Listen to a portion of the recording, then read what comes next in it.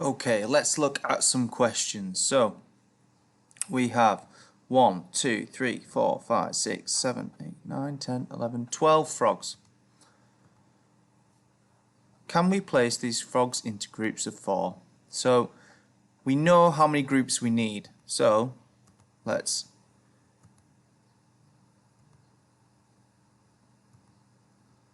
one group of 4. Let's do another log. Another log.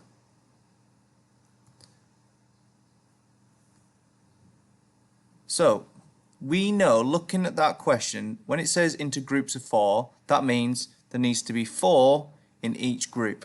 So once you've got 4, that's a group done. So then we moved on to the next group. We've done 4, now we move on to another group. So now we know that we've got 1, 2, 3 groups with 4 frogs in each group. Grouping is easier if you make rows and columns. So if we put them into nice equal rows and columns, like this, can you see how they're all lined up underneath or next to each other?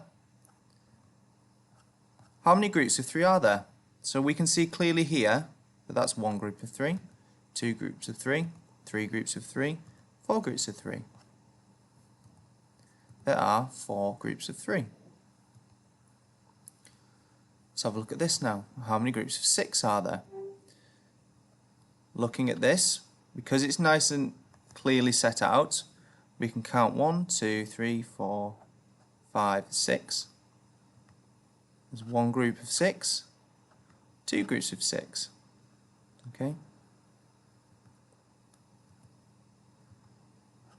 There are 1, 2, 3, 4, 5, 6, 7, 8, 9, 10, 11, 12, 13, 14, 15 beanbags altogether.